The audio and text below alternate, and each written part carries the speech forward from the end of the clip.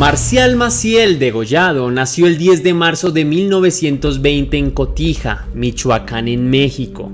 Fue el cuarto de un total de 11 hijos del matrimonio entre Francisco Maciel y Maura Degollado Guizar.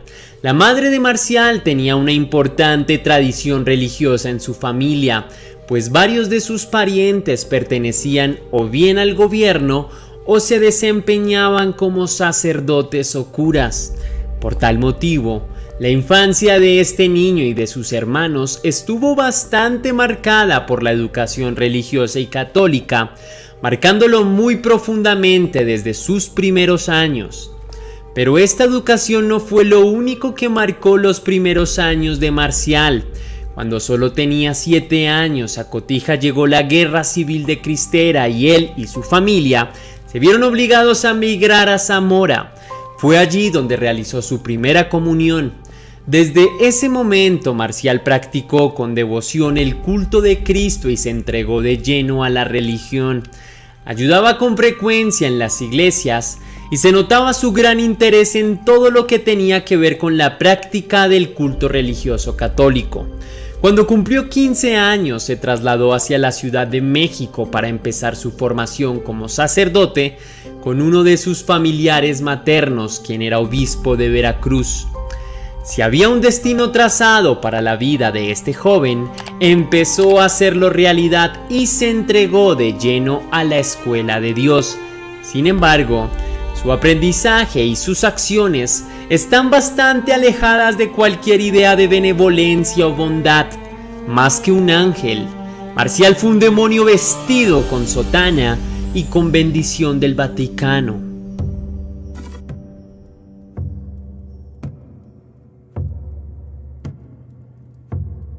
La educación sacerdotal de Marcial continuó y conforme pasaban los años su devoción era mayor, pero a su vez también se empezó a formar una personalidad bastante inusual en el mundo religioso. Marcial era un joven demasiado carismático. Tenía la facultad de convencer a las personas que lo rodeaban y hacerlos creer en sus ideas.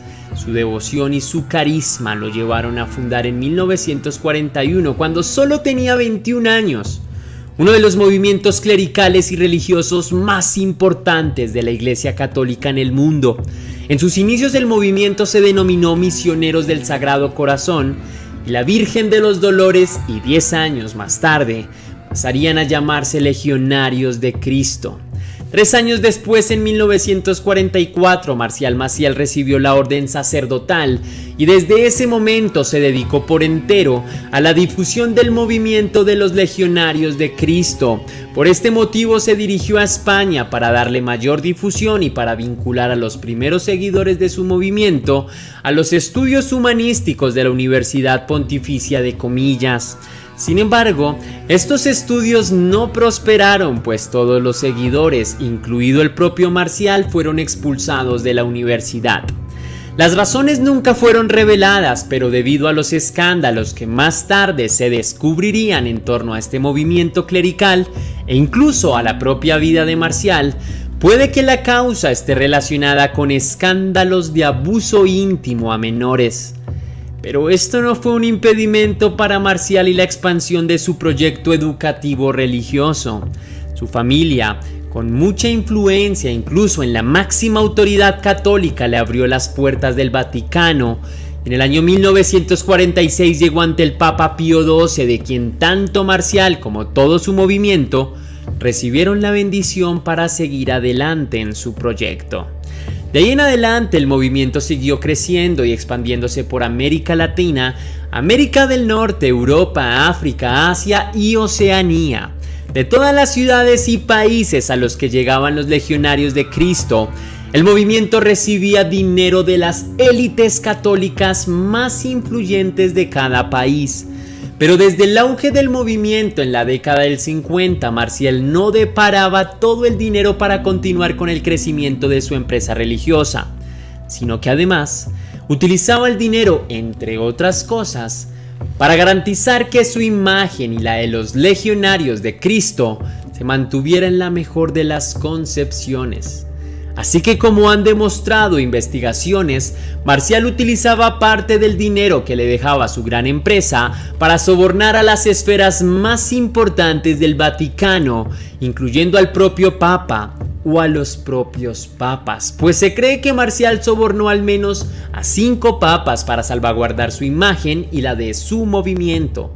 Entre estas máximas autoridades del Vaticano se encuentran el Papa Pío XII, el Papa Pablo VI, el Papa Juan XXIII, el Papa Juan Pablo II y el Papa Benedicto XVI.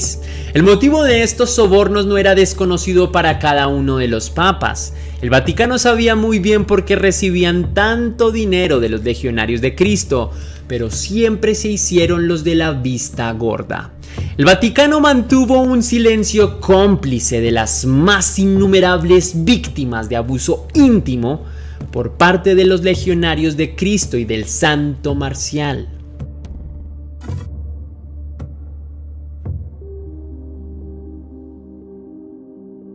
En todas las visitas de Juan Pablo II a México, el pontífice del Vaticano caminó acompañado de Marcial Maciel, a pesar de que para aquellas épocas ya se habían realizado las primeras acusaciones de abuso íntimo a menores.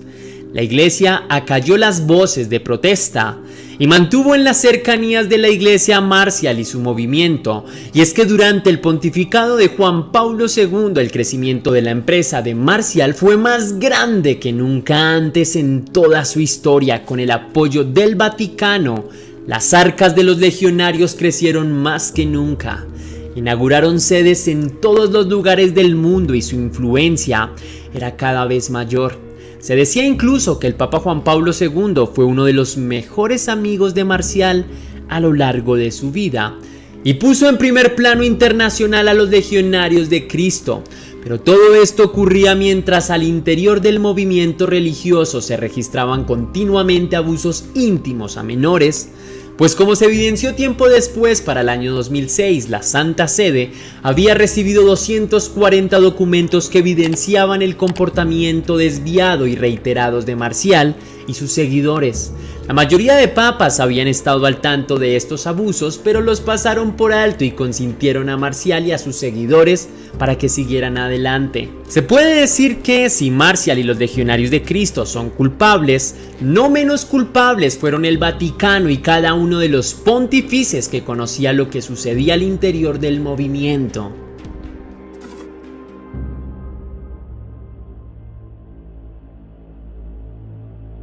En el año 2006 la situación de Marcial en la vida pública ya era bastante difícil de ocultar para la Santa Sede, la razón por la cual el Papa Benedicto XVI le impidió a Marcial seguir ejerciendo su labor y le recomendó al fundador de los Legionarios de Cristo pasar el resto de su vida consagrado a la oración y a la penitencia. Tan solo 2 años después, Marcial murió de muerte natural con cientos de denuncias en su contra por abuso a menores. Tan solo 2 años después de su muerte, las acusaciones que seguían saliendo a la luz eran tantas que los legionarios de Cristo tuvieron que manifestarse respecto a estas y reconociendo así que Marcial Maciel había abusado de varios seminaristas menores de edad que habían ingresado a los legionarios de Cristo. Pero esto no fue todo. En el año 2009 el New York Times publicó un artículo que demostraba que Marcial había tenido una relación sexoafectiva durante años con una mujer llamada Norma Hilda Baños, con quien tuvo una hija. La mujer al parecer nunca supo la verdadera identidad del sacerdote, así que durante años la engañó. Un año después se reveló que esta no fue la única mujer con la que el sacerdote se vinculó a lo largo de su vida, ni tampoco tuvo una única hija. Pero la ruptura del celibato y de los votos de castidad no fueron los únicos crímenes que este hombre cometió fuera de la iglesia. En el año 2010 se conoció que Marcial tuvo otros 2 hijos con una mujer llamada Blanca Estela Lara Gutiérrez. La mujer contó que nunca supo que Marcial era sacerdote, pues ella y sus hijos lo conocieron como José Rivas o José González, sino hasta un día en el que vieron su foto en una revista. Pero el drama no termina aquí, pues los 2 hijos de Marcial y Blanca narraron y adjuntaron pruebas de cómo Marcial había abusado íntimamente de ellos durante más de 8 años cuando todavía eran menores de edad. Marcial el Santo llegó al punto de dañar la inocencia a sus propios hijos con un abuso y nunca tuvo un castigo en vida.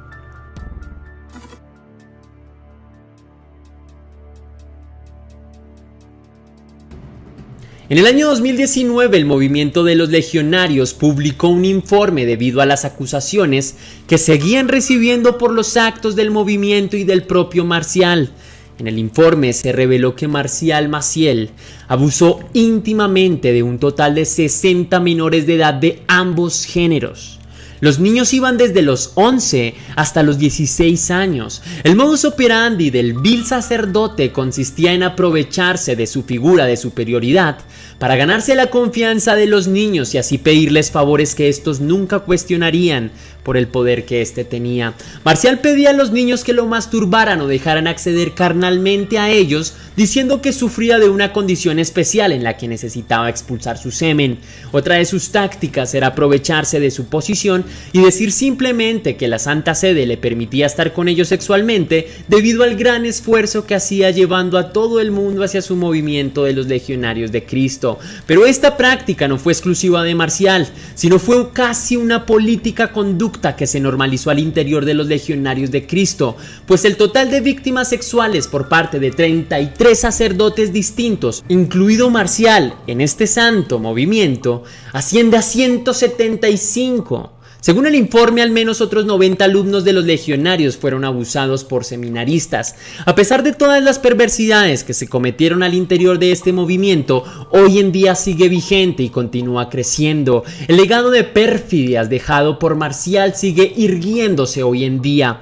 La vil institución creada por Marcial y bendecida por la Santa Sede no dejará de funcionar, pero al menos permite evidenciar que a la Iglesia Católica no le importan las víctimas ni la transparencia de sus seguidores y representantes. Al fin y al cabo, la religión católica funciona como una empresa y lo único que les interesa es seguir acumulando riqueza a costa del sufrimiento de otros, aunque cabe destacar que las víctimas más vulnerables son los niños y debemos luchar por una sociedad en pro de ellos, en pro de sus derechos y que garantice su seguridad. Esto no es un ataque a Dios, es un rechazo vehemente a todos esos sacerdotes despreciables que han enardecido el nombre de una religión con los peores crímenes que se puedan desatar en una sociedad. Espero de corazón que algún día los funcionarios de la Iglesia Católica que hagan delitos de este tipo sean juzgados con todo el peso de la ley por la justicia ordinaria y no por la normativa de la Iglesia, que poco y nada hace frente a este tipo de casos. Y que lo sepan muy bien, pero nosotros nunca olvidaremos que dentro de esa institución se han ocultado múltiples víctimas de sangre y grandes criminales y centenares de víctimas. Así que en memoria de todos los niños exigimos justicia real y transparente.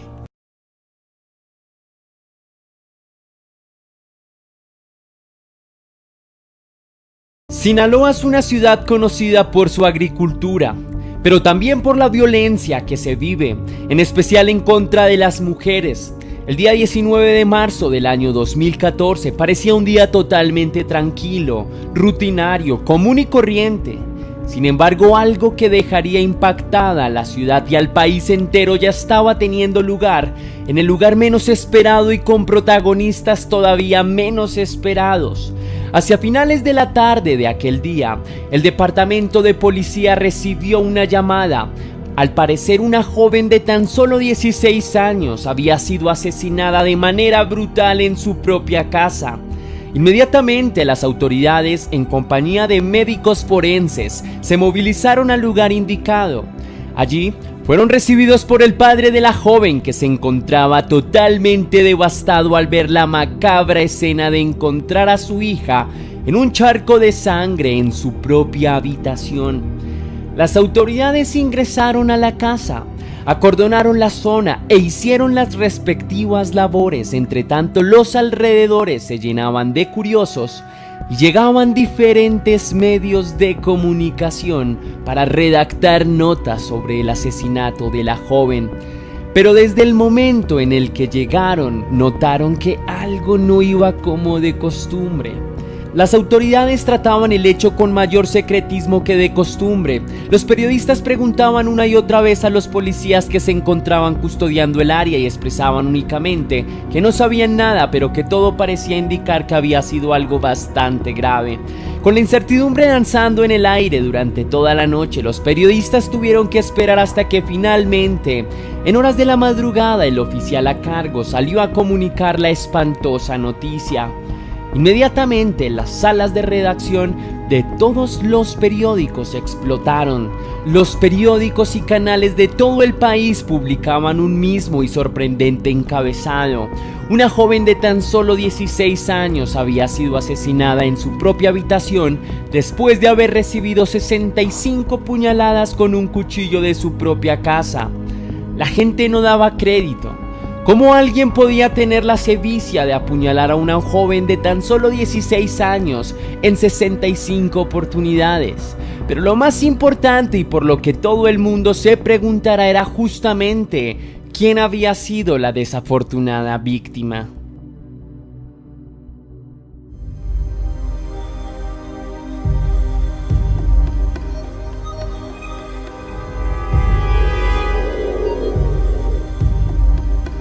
En muchos casos la muerte llega en el momento menos esperado y en circunstancias totalmente azarosas.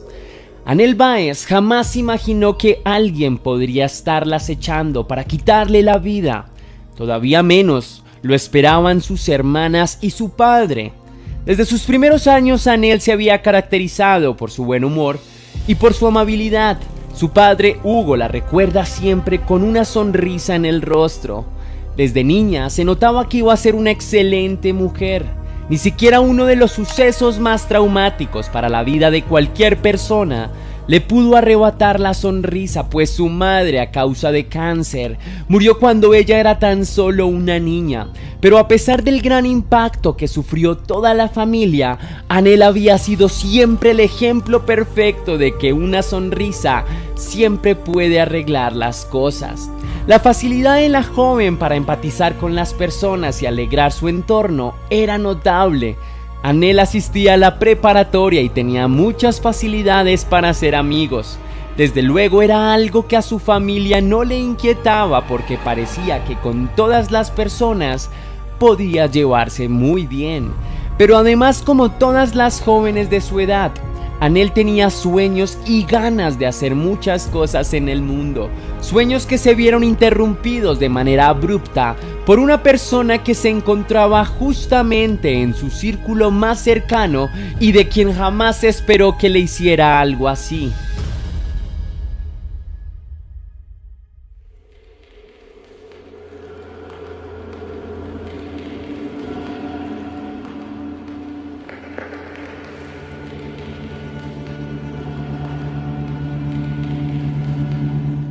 La historia del asesinato de Anel se empieza a entretejer de la manera más inocente e insospechada.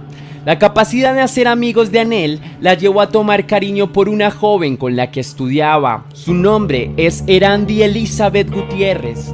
Desde el momento en el que las dos jóvenes se conocieron, se hicieron inseparables. Su amistad era una especie de fraternidad. Compartían sus secretos más íntimos, comían juntas, salían juntas y ambas sabían al detalle los gustos de cada una. Era una amistad idílica, el tipo de amistad con la que cualquier joven sueña en su vida. A pesar de que Anel tenía otras amigas, todos reconocían que la más cercana de todas era Erandi. Pero ni siquiera con toda la cercanía que las dos tenían, Anel pudo sospechar que detrás del rostro amable de su amiga había una violencia escondida que estaba por explotar. La relación de Anel y Erandi era ideal. Siempre se expresaban su amor públicamente, incluso en redes sociales, especialmente en Facebook, donde las chicas hacían público el afecto que sentían la una por la otra.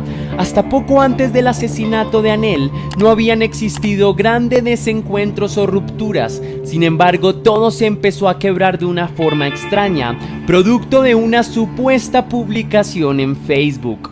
Según las investigaciones de las autoridades, el motivo del conflicto entre Anel y Erandi empezó por unas fotos que Anel publicó. Al parecer se trataba de unas fotos de Erandi que la comprometían un poco, pues se encontraba abrazada con un chico. Por aquellos momentos, Erandi aspiraba a salir con otro muchacho, por lo cual esta foto hizo que su eterno enamorado no le volviera a prestar atención. Y así empezó el conflicto. Las que eran antes totalmente inseparables se tornaron ahora distantes. La mirada de Erandi para Anel era de total desprecio. La acusaba de haberle arruinado la vida. Mientras las relaciones se enfriaban, cada vez más el odio de Erandi no hacía sino crecer.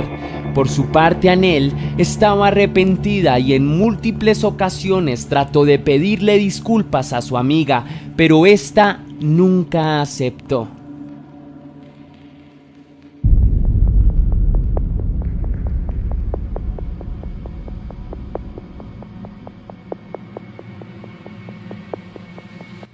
Mientras Anel hacía todo lo que estaba a su alcance para tratar de solucionar el problema con su querida amiga, Erandi estaba llena de odio. No había un momento en el día en el que no pensara en acabar con Anel. En un principio encumbró ideas en las que le hacía a su ex amiga las bromas más pesadas. La exponía a los ridículos públicos más extremos, pero nada de esto le parecía suficiente. En la mente de la joven empezó a florecer una idea totalmente desenfrenada que en sus primeros momentos mantuvo infértil y aislada, pero a medida que pasaba el tiempo esta idea, como una hierba mala que florece hasta en las condiciones más precarias, empezó a ocupar su cabeza de manera contundente.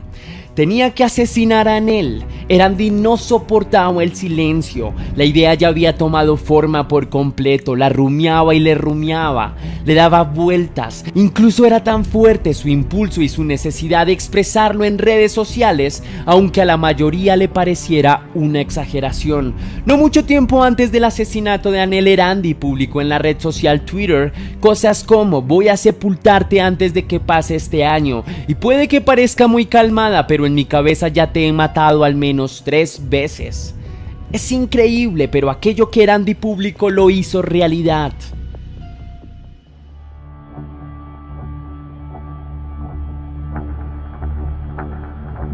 A pesar de que ya habían pasado varias semanas desde la pelea que había tenido Anel con su amiga Erandi, Anel seguía estando un poco afectada y aspiraba que algún día todo este problema alcanzara su final para poder gozar nuevamente junto con su amiga muchos más momentos memorables como los que antes había vivido. Por ese motivo, cuando Anel recibió el mensaje de Erandi en el que le expresaba que quería arreglar todo, Anel no sospechó ni siquiera por un momento que algo tan macabro podía sucederle.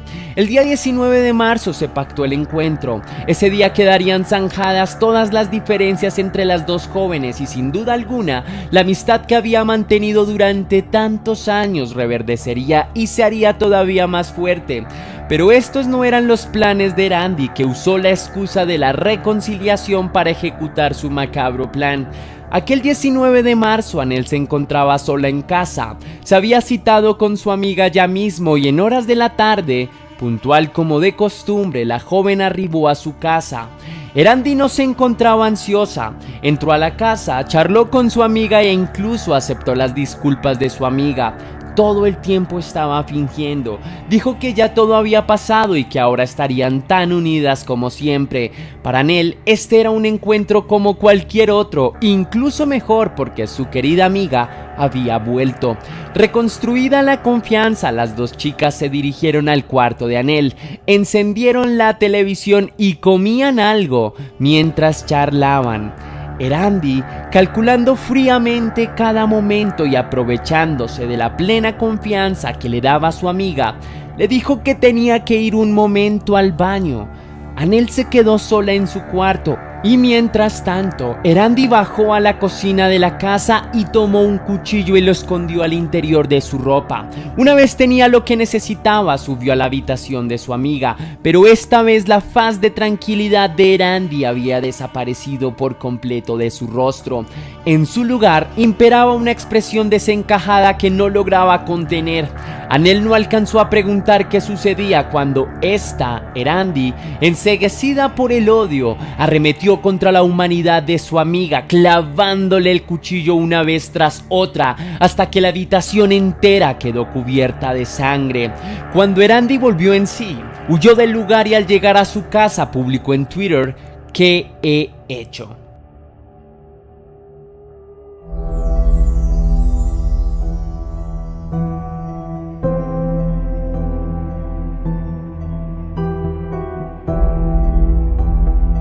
La policía nunca mencionó en público las sospechas que tenían del posible culpable.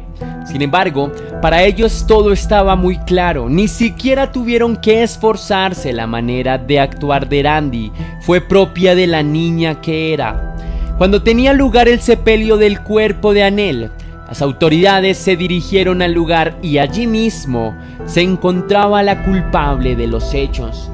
Sin mucho circo y de la manera más discreta posible, las autoridades se llevaron a Erandi. La niña ni siquiera se resistió, pero las lágrimas empezaron a brotar de su rostro. Meses después, Erandi fue llevada a juicio para que pagara por el crimen que cometió. Desafortunadamente para la familia de Anel, la justicia no cumplió con su deber. Erandi estaba amparada por la Ley de Protección de Menores y a pesar de haber protagonizado uno de los asesinatos más siniestros de los últimos años en México, el juez le dio tan solo 12 años de prisión. El padre de Anel, Hugo, hoy en día sigue luchando para que se haga justicia, pero con la clara certidumbre que ni toda la justicia del mundo le devolverá a su preciada hija. Espero que este caso te haya impresionado tanto como a mí. Sin duda alguna es impresionante los actos que se pueden cometer por cosas tan ambiguas como publicaciones de Facebook. Esto también es un llamado a la tolerancia y al consentimiento.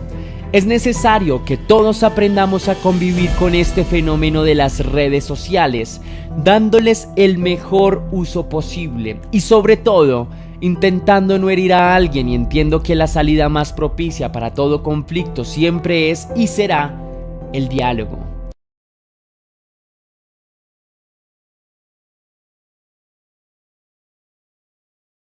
Interlomas, ubicado en el municipio de Huixquilucan, es uno de los centros financieros más importantes de todo México.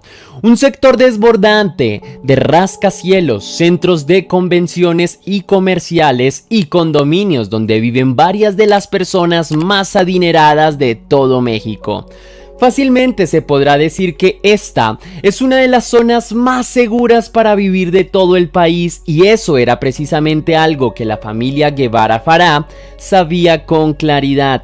En ese sector llevaban una vida tranquila, tal y como sus comodidades económicas se los permitía. El día 21 de marzo del 2010, Mauricio Guevara llegó junto con sus 2 hijas a casa, después de un pequeño viaje por Valle de Bravo. En casa, su esposa y madre de sus hijas, Lisette, esperaba por ellos como siempre.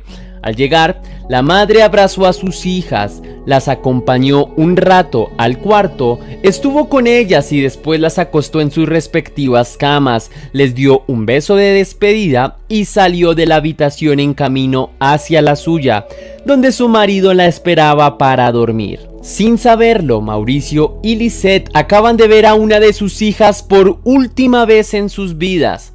Cuando la joven pareja se despertó por la mañana, pensaron que sería un día como cualquier otro. Su vida acomodada no solía tener demasiadas preocupaciones ni altibajos. Irían a trabajar, llevarían a las niñas al colegio y en la noche se encargarían de disfrutar de un tiempo de calidad juntos. Sin embargo, este imaginario de tranquilidad y felicidad se vino abajo cuando una de las niñeras entró asustada al cuarto de la pareja y les informó que Paulette había desaparecido. Esa misma mañana, Erika, una de las dos niñeras de las pequeñas niñas de la familia Guevara Farah, se había levantado desde temprano para arreglar y dar de comer a las niñas para que fueran al jardín. Erika entró al cuarto de las pequeñas y en un principio pensó que todo se encontraba en perfecto orden. Sin embargo, cuando se acercó a la cama de la pequeña Paulette, la menor de las hermanas, inmediatamente notó que no se encontraba en la cama. Para ese momento no hubo demasiada atención. Erika trató de buscarla en el baño. Tal vez la niña no había aguantado las ganas y se había levantado ella sola, pero la niña no estaba. Buscó por toda la casa, pero tampoco la encontró. Así que con el corazón latiéndole a 1000 por segundo, corrió a informar a la madre de las niñas. Inmediatamente la búsqueda comenzó. Mauricio llamó a su hermana y esta avisó a las autoridades de Huixquilucan que no demoraron en aparecer en el lujoso edificio ubicado en la calle Hacienda de Ciervo. Buscaron por toda la casa, pero no había rastros de la niña. Buscaron en el edificio y tampoco dieron con su paradero. Preguntaron a los guardas y nadie vio absolutamente nada. Era como si la niña se hubiese evaporado de la faz de la tierra. Una vez la policía tomó cartas en el asunto, revisaron las cámaras del edificio. La niña no aparecía en ninguna grabación. Al edificio no había ingresado ninguna persona sospechosa y, más extraño aún, las puertas de la casa de los Guevara Farah no habían sido forzadas. Pero todavía no hemos mencionado un elemento vital. La pequeña Paulette no había podido escapar por sus propios medios. La niña desde muy infante fue diagnosticada con discapacidad motora y de lenguaje, razón por la cual tenía que ser asistida para realizar varias de sus tareas cotidianas.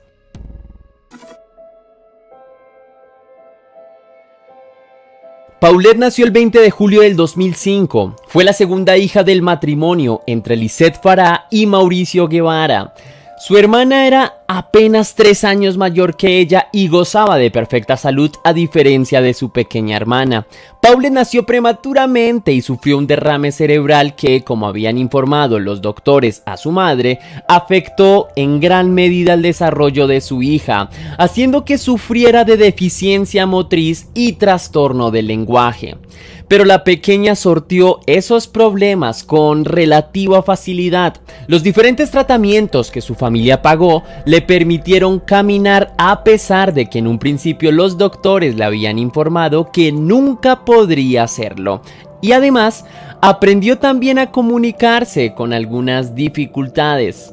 Paulette era una niña como cualquiera otra en muchos aspectos. Irradiaba alegría y era una chica sumamente entusiasta. Asistía a un jardín en Interlomas llamado Cri Cri. La directora del jardín dijo en una entrevista que se le realizó debido a la desaparición de la niña Paulette que ella intentaba siempre hacer las cosas por sí misma, que se veía el esfuerzo que hacía por ser una pequeña completamente independiente. Asimismo, la directora dijo que el proceso de aprendizaje de la niña había sido bastante satisfactorio, aprendía rápido y se le veía muy motivada siempre. No obstante, uno de los casos que más inquietó a los profesores del jardín al que asistía la niña es que, pese a su regularidad, varios días antes de su desaparición, la niña había dejado de asistir. Cuentan sus maestros y la directora que la última vez que la pequeña fue al jardín fue el 12 de marzo del mismo año, es decir, 9 días antes de que se reportara su desaparición. Cuando la directora llamó para verificar si había sucedido algo grave con la pequeña, los padres se limitaron a decir que estaba enferma y que la volverían a enviar cuando se encontrara mejor. Posteriormente, esta sería una de las incongruencias del caso, pues su madre mencionó que la pequeña, hasta el día de su desaparición, nunca había faltado a clases.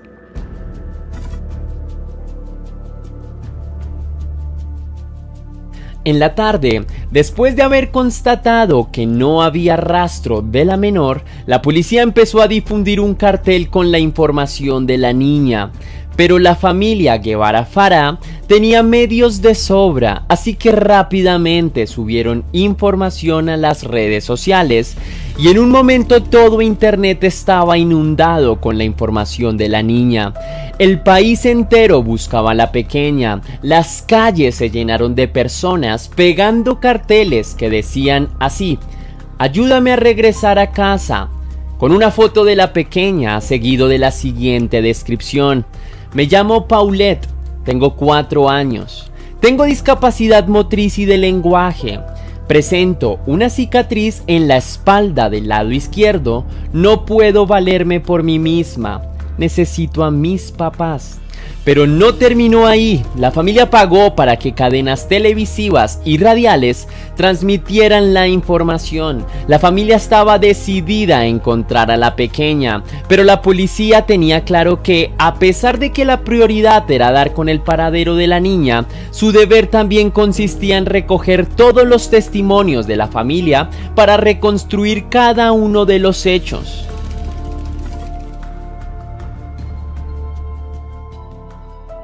La policía empezó a dirigir rápidamente su atención a los interrogatorios al círculo más cercano de la niña que había desaparecido.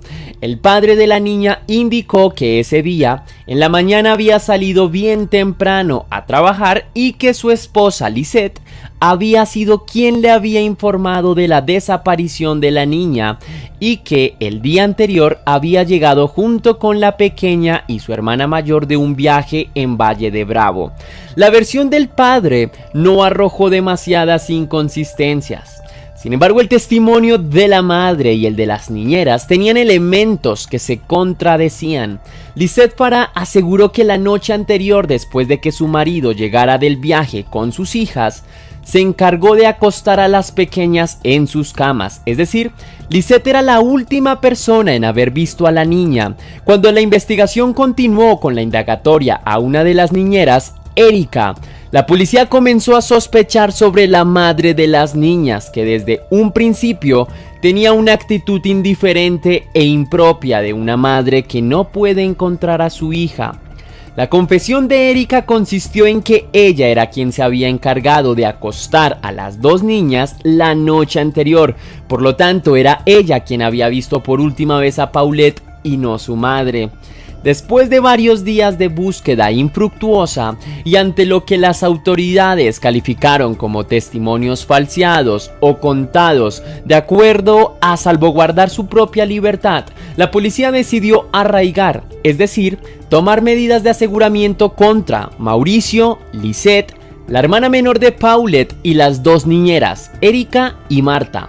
Según informaron las autoridades, también se realizó este procedimiento para salvaguardar la vida de estas personas, debido a que el caso fue tan mediático que las personas empezaron a sospechar de la familia entera.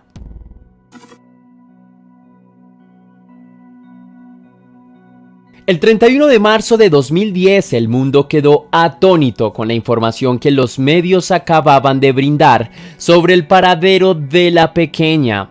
A las 2 de la mañana de ese mismo día, en uno de los ejercicios que la policía realizaba para reconstruir los hechos, encontraron a la niña sin vida, atrapada debajo del colchón de su cama. Habían pasado 10 días desde la desaparición del pequeño angelito. La policía había examinado toda la casa en repetidas ocasiones. Habían llevado perros especializados en la búsqueda de evidencias y ahora, repentinamente, el cuerpo había aparecido ahí, en las narices de todos. Al parecer nadie se percató del hedor de un cuerpo en descomposición. Nadie se percató de la extraña forma en la que se encontraba la cama. Los resultados de los forenses indicaron que Paulette había muerto a causa de asfixia y obstrucción en las cavidades nasales y compresión en el tórax. Más tarde, los familiares de la pequeña informaron que ella tenía que dormir con una especie de tela ortopédica para evitar que durmiera con la boca abierta y se ahogara.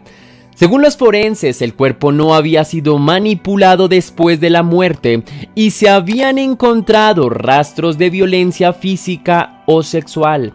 Los investigadores indicaron que posiblemente Paulette, por sus propios medios, se había movido y en el intento había caído de la cama, quedando atorada ahí hasta haber perdido la vida, motivo de la asfixia. Por increíble que parezca, esta fue la causa oficial de la muerte de la niña.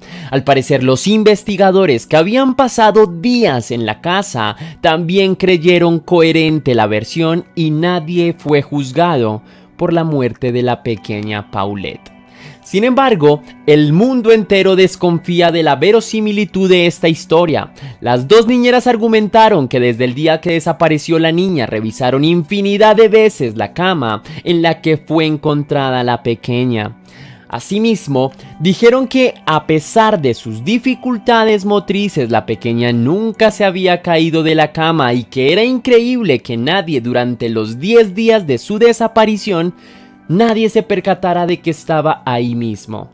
Por su parte, una de las reporteras que en ese momento cubrió el caso y que tuvo la oportunidad de entrar en el hogar y entrevistar a la madre Lisette Farah en el mismo cuarto y en la misma cama donde fue encontrada la niña, dijo que era imposible que el cuerpo, que para el día de la entrevista ya tenía que llevar al menos 5 días, hubiese estado ahí durante todo ese tiempo. La periodista dijo que incluso ayudó a la madre a arreglar la cama para que se viera lo mejor posible para la televisión y que no se percibía ningún tipo de olor ni ninguna protuberancia extraña que sobresaliera de la cama. Sin duda alguna, este debe ser uno de los casos donde más desfachatez se puede encontrar a la hora de manipular la información. A pesar de que posteriormente continuaron las investigaciones, ninguna de las partes se consideró que tuviera implicaciones directas en el caso. Lisette, ante su aparente frivolidad, demostró que padecía de trastorno de personalidad y la corte la encontró inocente. El padre, por falta de pruebas, salió totalmente indemne de la situación. Por su parte, las niñeras a día de hoy siguen dudando de la inocencia de los padres en la muerte de la pequeña Paulette Guevara Farah. En el año 2017 el cuerpo de Paulette fue exhumado, pues la policía consideró que a estas alturas ya no se obtendría ninguna evidencia más. Paulette murió en las más extrañas condiciones y las investigaciones simplemente aceptaron una de las versiones más incongruentes, no solo de la historia de México, sino del mundo en general.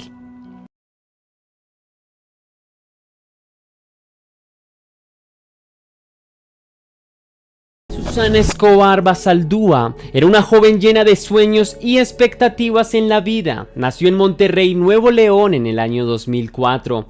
De sus padres biológicos no se tiene conocimiento. Sin embargo, Devani, cuando tenía 1 año y 4 meses, se encontró 2 seres bondadosos, Mario Escobar y Dolores Balsadúa, que se desempeñan como profesores y quienes la adoptaron. Era una niña muy tierna y amable que tenía muchísimos sueños. Uno de sus talentos y en donde volcó su interés por aquellos primeros años fue en la gimnasia, en la que destacaba por encima de muchos otros niños. Pero a medida que empezó a crecer, los intereses de Devani fueron cambiando, como es muy natural en cualquier joven, así que su siguiente afición fue el modelaje y posteriormente, ya cuando se encontraba al borde de la mayoría de edad, se interesó por el derecho. La muchacha era una joven idealista que quería ayudar al mundo de la manera más idílica posible y creía que precisamente mediante el estudio de leyes podría hacerlo. Durante todas estas decisiones que Devani tomó a lo largo de su vida, sus padres siempre la apoyaron. Tal vez la etapa más crítica en la vida de la muchacha y tal vez en la de muchas otras personas alrededor del mundo fue la pandemia. El confinamiento hizo que el planeta entero se detuviera y que todas las personas estuvieran encerradas en sus casas. Al igual que otros jóvenes, Devani resintió este suceso, así que cuando las medidas de confinamiento se levantaron tras tanto tiempo de encierro, el afán de conocer el mundo se hizo patente. Por esa razón, la joven empezó a salir a fiestas con cierta regularidad. Naturalmente, sus padres se preocupaban, pues casi a diario en México se presentan desapariciones forzadas, especialmente de mujeres, pero a pesar de ello, sabían que su hija tampoco podía quedarse toda la vida encerrada, por lo que intentaron siempre protegerla. Así que cada vez que salía de fiesta iban por ella a recogerla hasta donde quiera que se encontrara y a la hora que lo solicitara. Esto cambió un poco cuando la joven cumplió la mayoría de edad. A partir de este momento, en las salidas que tuvo prefirió movilizarse sola, pero a pesar de ello, sus padres nunca se desentendían de ella y jamás podían conciliar el sueño hasta que ella no llegara a la casa. En medio de todo, siempre fueron precavidos y mantenían una constante comunicación con su hija cuando ella salía. Desafortunadamente para Devani y miles de mujeres, México es un lugar cada vez más peligroso e inseguro para ella.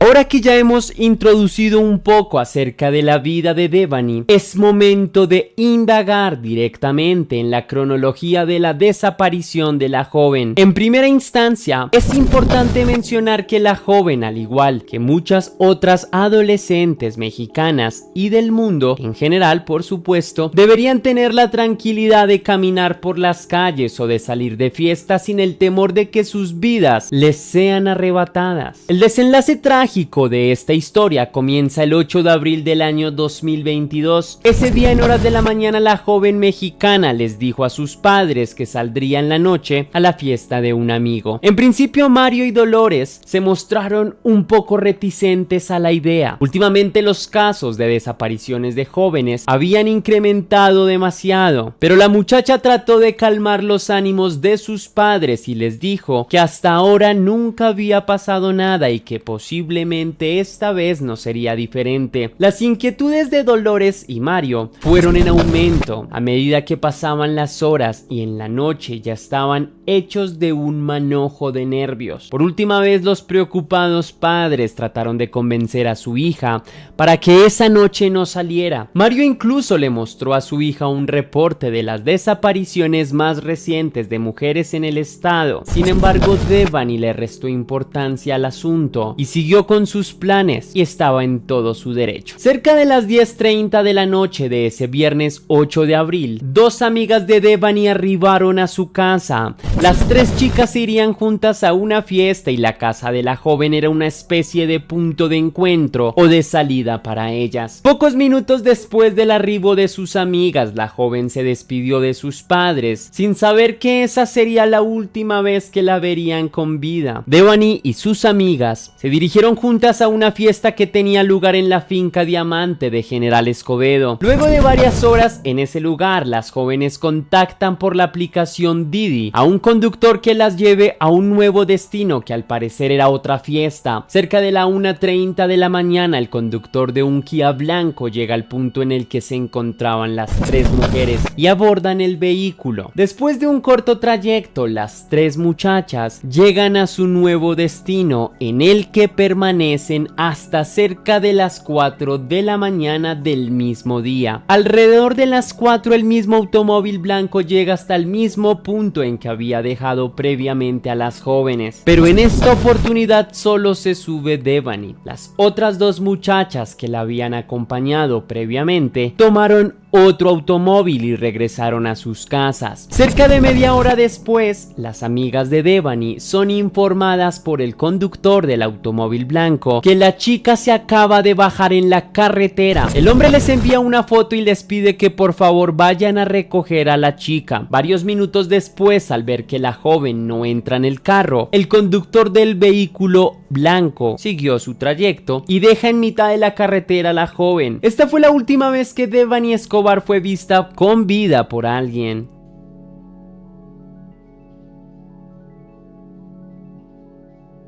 Mientras Devani se encontraba todavía en una de sus fiestas, los padres de la muchacha se estaban preocupando cada vez más, pues presentían que algo malo podía suceder y sus temores se hicieron reales cuando hacia las 4 de la mañana una de las amigas de su hija les informó que se habían peleado con su hija y la habían enviado con un supuesto contacto de confianza a casa, pero que a medio camino se había bajado. Inmediatamente Dolores y Mario tuvieron esta información, salieron a tratar de ubicar a su hija. Sin embargo, no tenían claro dónde había desaparecido, por lo que la búsqueda fue casi como un tiro al aire. Hacia las 8 de la mañana del 9 de abril, los padres pusieron la denuncia ante las autoridades competentes y luego de algunas horas se inició la búsqueda de la muchacha. La policía dispuso cerca de 200 uniformados para lograr dar con el paradero de la joven. Adicionalmente, Dolores y Mario hicieron eco en redes sociales y el caso se viralizó rápidamente. Decenas de miles de personas salieron a las calles a manifestarse por la creciente ola de desapariciones a mujeres que se está presentando en México y para exigir a las autoridades que la encontraran lo más pronto posible. Durante varios días, los operativos de búsqueda se extendieron por todo el estado de Nuevo León. Las autoridades ofrecieron 100,000 pesos mexicanos a cualquiera que pudiera brindar información sobre la desaparición de Devani. El 16 de abril, la Fiscalía General de Justicia del estado de Nuevo León le solicitó a todas las entidades posibles colaboración para poder encontrar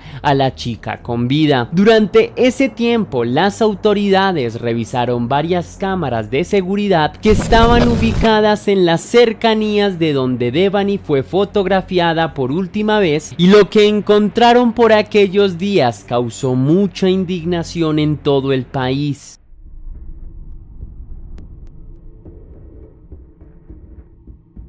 Durante los extensos operativos de búsqueda que se iniciaron en todo el territorio nacional de México, gracias a la presión ciudadana y de varios colectivos feministas, las autoridades en los primeros días no encontraron a la muchacha que buscaban, pero sí dieron con el paradero de otras 5 jóvenes que habían sido reportadas como desaparecidas. Afortunadamente, todas ellas fueron encontradas con vida, pero esto también fue un mensaje contundente a la sociedad. Las autoridades mexicanas no se estaban tomando en serio la búsqueda de muchas otras jóvenes desaparecidas. Fue solo gracias a la mediatización del caso de Devani que las autoridades se tomaron en serio este trabajo, porque como veremos más adelante, el padre de Devani denunció a la fiscalía y a varios jueces encargados por omisiones. Desde que inició el año hasta el mes de abril, al menos 327 muchachas han desaparecido en el estado de Nuevo León y a la fecha 33 siguen sin ser localizadas y varias de ellas aparecen sin vida. Por lo tanto, la sociedad mexicana tiene claro que los esfuerzos de las autoridades son insuficientes.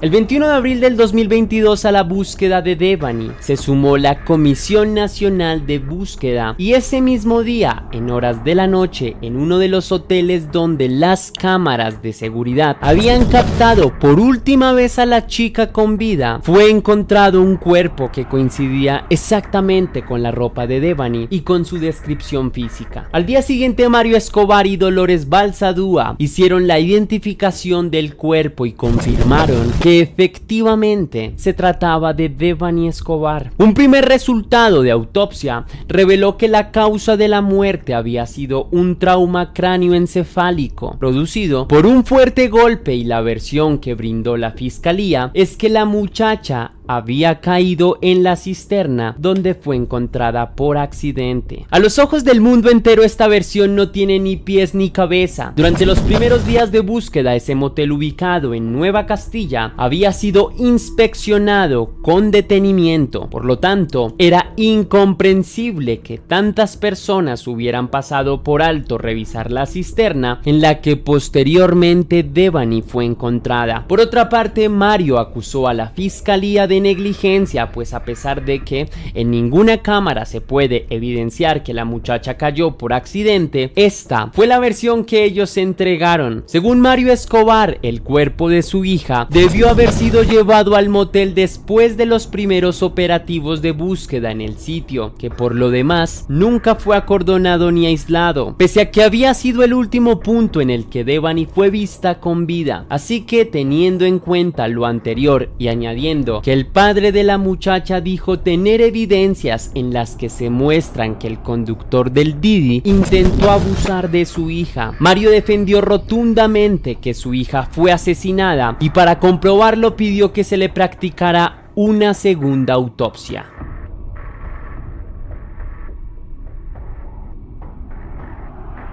Naturalmente, los principales sospechosos por la muerte de Devani son el conductor del auto blanco que dejó en medio de la noche en la calle y las amigas que irresponsablemente la dejaron devolverse sola. Cada una de las partes ha sido interrogada. Las dos amigas de Devani dijeron que habían dejado que se fuera sola porque conocían al conductor del Didi y lo consideraban como una persona de confianza. Asimismo, justificaron su manera de actuar diciendo que minutos antes de enviarla en el carro, la muchacha las había agredido y decían que no se sabía comportar por el alto grado de alicoramiento que tenía. Pese a que claramente no se puede culpar a las dos jóvenes por la muerte, la sociedad les recrimina, y más todavía con la versión que entregó Juan David Cuellar el 27 de abril de 2022. Juan David fue la última persona que vio con vida a Devani. La primera información que desmintió con pruebas y pantallazos de WhatsApp es que él no conocía a las jóvenes. Dijo que la primera vez que las vio fue cuando las llevó de una fiesta a otra y que cuando finalizó el recorrido, una de ellas le pidió su número de celular en caso de que necesitaran otro servicio. Efectivamente, luego de varias horas de haber prestado ese primer servicio, las jóvenes llamaron a Juan David y le solicitaron otro viaje, esta vez por fuera de la aplicación de Didi. Juan David evidenció que las muchachas lo contactaron y que llegó a recogerlas pensando que serían las tres nuevamente a quienes tenía que llevar. Sin embargo, el conductor se sorprendió cuando en el punto de recogida vio que las dos jóvenes subían a Devani en su auto y ellas, en compañía de otros chicos que presuntamente habían conocido en la segunda fiesta, abordaron otro auto y se fueron juntas. Juan David dijo que Devani sí estaba licorada. La muchacha nunca le dijo dónde tenía que llevarla, por lo que el conductor tuvo que preguntarle a una de sus amigas dónde vivía la joven. También el hombre mostró evidencias en las que le preguntaba a la amiga si le habían dado alguna sustancia a Devani, pues parecía porque no articulaba bien las oraciones. Luego de que el conductor empezó a andar sin saber muy bien a dónde tenía que llevar a la joven, en una parte del trayecto la mujer le dijo que se detuviera. Juan David pensó que la muchacha se iba a bajar a vomitar, pero al contrario de esto se paró en mitad de la calle y no quiso volver a subir al vehículo. El conductor volvió a comunicarse con las amigas, como lo evidenció, pues tiene copia de todos los chats y les dijo que vinieran a recogerla. Ahí fue donde le tomó la famosa foto que ha venido dando vueltas por todas las redes sociales. También les solicitó a las amigas el número de la madre o el padre para poder comunicarles que la muchacha se había bajado del auto y que él no podía meterla a la fuerza. Sin embargo, las amigas no le facilitaron ningún número de los padres, a pesar de que sí los tenían, y tampoco fueron a buscar a Devani. Por último, Juan desmintió las acusaciones de Mario Escobar al decir que tenía videos en donde presuntamente está acosando a su hija. Respecto a esto, el conductor dijo que se sometería al polígrafo, pues él sabe que no hizo nada, y en los videos que presuntamente se ve como intenta tocar el pecho de la muchacha, dice que probablemente se trate del momento en el que le facilita a Devani un cargador para el celular. También dijo que en todo momento había estado colaborando con la fiscalía para que se encontrara al culpable y que él no tenía nada que ocultar. Independientemente de las versiones, lo que resulta claro es que en este caso, cada una de las partes lo que intenta es proteger su imagen para no ser culpado por la muerte de la la muchacha. En conclusión, hay muchos elementos que todavía tienen que salir a la luz para que este caso pueda ser esclarecido y para que los padres de la muchacha puedan obtener finalmente justicia. Esperemos que este no sea uno de los tantos feminicidios que queda impune y esperemos también que algún día el mundo pueda ser un lugar seguro para todas las mujeres.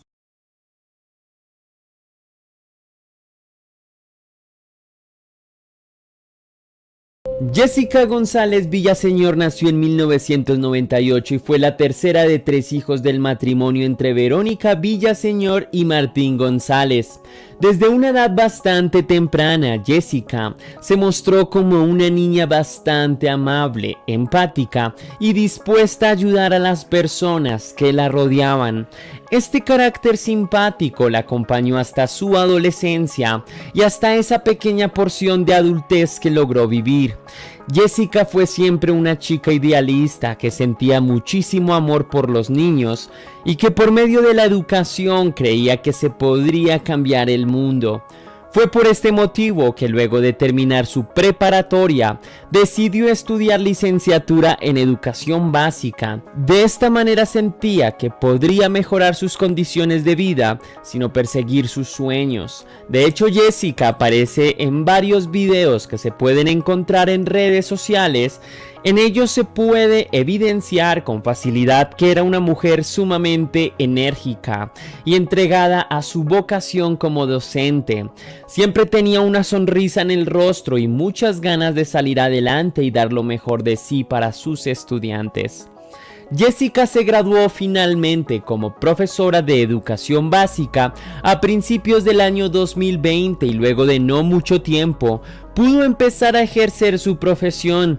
En sus primeras clases dio a sus estudiantes un emotivo discurso en el que expresaba a los chiquillos las ganas que tenía de que todo saliera bien y de toda la entrega que pondría en su labor para que sucediera de esta forma.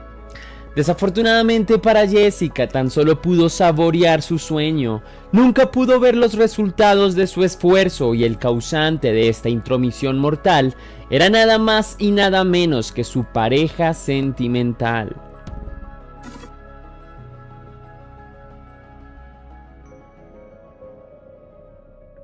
Durante el año 2019, mientras Jessica todavía cursaba su licenciatura en educación básica, conoció a un joven que para aquella época tenía 18 años. Su nombre era Diego Yurik. Al parecer el joven pertenecía a una familia de clase medianamente alta de la ciudad de Morelia y al igual que Jessica era estudiante. Luego de un tiempo saliendo, el vínculo se fortaleció y el amor surgió.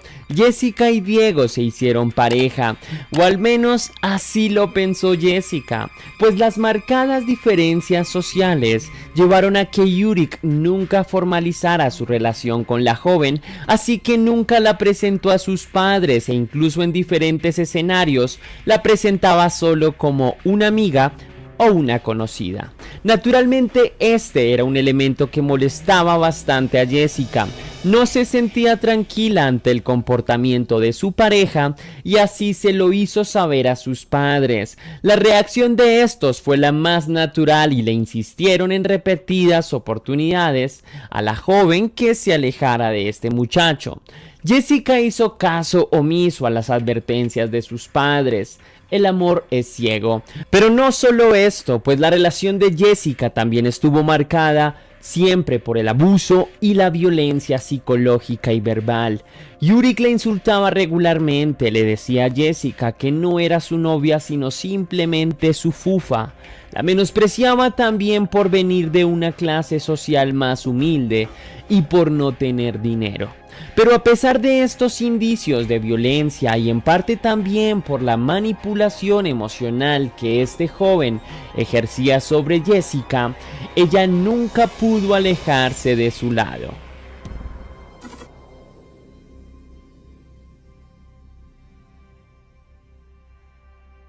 El lunes 21 de septiembre del 2020 empezó como un día normal para la familia González Villaseñor. Los padres de Jessica, Verónica y Marín se dispusieron a realizar sus labores diarias y así también lo hicieron sus hijos. Hacia la tarde Jessica le comunicó a sus padres que saldría a encontrarse con una de sus amigas llamada Renata. A las 5 de la tarde Jessica salió y esa fue la última vez que sus padres supieron algo de ella mientras estuvo con vida. Cuando llegó la noche, los padres de Jessica empezaron a sentirse bastante preocupados, dado que ya llevaban varias horas intentando comunicarse con su hija y ella no respondía mensajes ni llamadas. Inmediatamente los padres se comunicaron con la amiga con la que supuestamente su hija había salido y esta les respondió que no se había visto con Jessica en varios días. En este punto el miedo de sus padres y el presentimiento de que algo malo podría haber ocurrido lo eclipsó todo. Trataron de comunicarse con varias de sus amigas más íntimas, pero nada pudo dar respuesta de ella. Pero ante la alerta de la familia entera, ante la desaparición de la muchacha, apareció una de sus primas. En un principio la joven dijo que Jessica en horas de la tarde había salido con un hombre que la había recogido en un auto. El hombre confirmó sin problemas que efectivamente ese día había conocido a Jessica, pero que luego de un rato se había separado. En vista de la preocupación por el paradero de la joven profesora, su prima decidió contarles la verdad a los padres de Jessica. Ella había salido en horas de la tarde con Diego Yurick. El desconsuelo de Verónica y Martín fue enorme, sin embargo, no perdieron tiempo y el día martes 22 de septiembre lograron rastrear por GPS la última ubicación arrojada por el celular de Jessica, que se encontraba nada más y nada menos que en Altozano, la zona de donde Diego Yurick vivía junto a sus padres. Ese día 22 de septiembre los padres de Jessica pusieron la denuncia por la desaparición de su hija y denunciaron al padre de Diego Yurick, pues al haber estado en su casa, se presumía que era la última persona con la que Jessica había tenido contacto. Poco tiempo después de que la familia de Jessica hiciera su denuncia, el padre de Diego llegó también a dar su testimonio. En él expresó que su hijo le había enviado un audio en el que le decía que había estado con Jessica en su casa, pero que él no tenía conocimiento de esto. A partir de ese día se desplegaron operativos de búsqueda. Toda la familia de Jessica centró sus esfuerzos en dar con el paradero de la joven y difundieron toda su información en redes sociales. Incluso las autoridades llegaron a ofrecer recompensas para quien brindara información sobre el paradero de la joven profesora. Pese a ello, los días pasaban y de la joven no se sabía nada. La familia Yurick no se mostraba demasiado preocupada, sin embargo esto cambió drásticamente pocos días después de que se iniciara el operativo de búsqueda.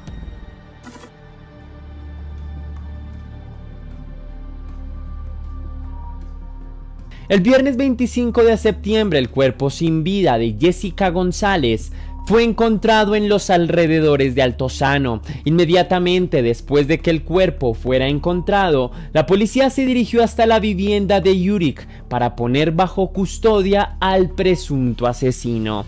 No obstante, el joven escapó ese mismo día. Durante varios días la policía desplegó un nuevo operativo de búsqueda para dar con el paradero de Yurick y se ofreció una enorme recompensa por información sobre su paradero. Entre tanto, al cuerpo de Jessica se le practicó una autopsia y el resultado fue que había sido víctima de abuso íntimo y adicionalmente había sido golpeada hasta su muerte. Este hecho indignó a la sociedad mexicana, que salió a reclamar justicia para la joven. Por otro lado, por aquellos días se conoció un video de Yurick en un lavadero de autos.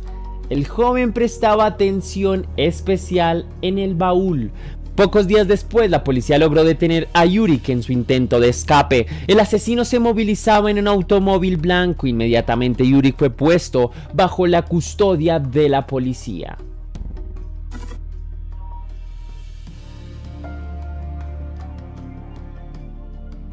Pocos días después de su captura, empezaron a aparecer evidencias y testimonios. En principio, Diego habría salido con Jessica. Después, la habría abusado y la habría propinado cerca de 31 golpes hasta asesinarla.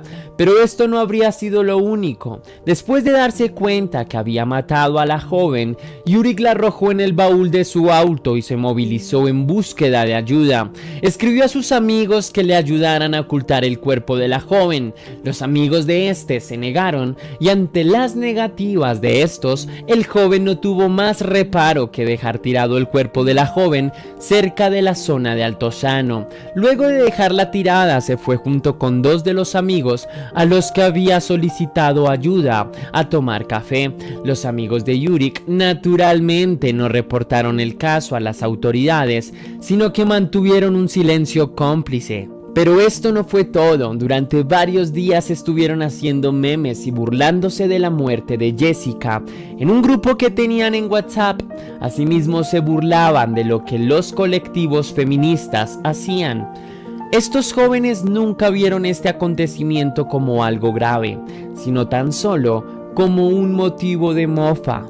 Incluso el propio Yurik tuvo el cinismo de compartir una de las publicaciones sobre la desaparición de Jessica, mientras que varios de sus amigos reaccionaron con risas a la publicación. No solo Yurik asesinó a una joven inocente, sino que adicionalmente hizo de sus atroces acciones un espectáculo de risa para sus amigos. Otro de los elementos que salió a la luz con el tiempo es que Yurik tenía otra pareja sentimental, o más bien era su pareja sentimental oficial, y fue a ella quien le encargó que le lavara el auto. La excusa que le dio a su pareja es que no sabía muy bien qué había hecho, y su pareja, sin pedir demasiadas explicaciones, siguió sus órdenes. Aún con todos estos elementos que han ido recolectando los abogados de la familia de Jessica, Yurik sigue sin ser sentenciado por sus crímenes. Luego de la captura de Diego Yurik, cientos de colectivos feministas se congregaron para pedir justicia, pues al parecer en la mente de algunos hombres, arrebatarle la vida a una mujer es motivo de celebración y de risas. Pese a la presión social y de los abogados, a día de hoy Yurik sigue sin ser sentenciado y pasa sus días cómodamente en una prisión provisional. Por otra parte, no se sabe demasiado de sus amigos, que cuanto menos deberían pagar cárcel por complicidad. Espero que después de este video, la reflexión final quede en mente de cada uno de ustedes. Pero si tú me lo preguntaras, la pregunta inicial para plantearnos esa reflexión debería ser: ¿cuál es el mundo que le estamos dejando a nuestros hijos? Y si quieres, agrégale: ¿cómo estamos cuidando a nuestras mujeres? En definitiva, hay muchas cosas por cambiar, pero antes de empezar a hacerlo, hay que reconocerlo. Y en ese proceso de reconocer, veremos las causas, las que siento y creo se pueden resolver con buena educación, mayor oportunidades de progreso y atención prioritaria a la gestión de emociones de nosotros como personas. Hasta aquí va el video de hoy, leyendas. No cabe duda que es un caso profundamente indignante por la manera en que hicieron de la muerte de una mujer un espectáculo. Esperemos que pronto el culpable sea sentenciado con una pena lo suficientemente rigurosa en comparación con la magnitud de sus crímenes, y que todos los relacionados con el asesinato paguen por sus diferentes implicaciones.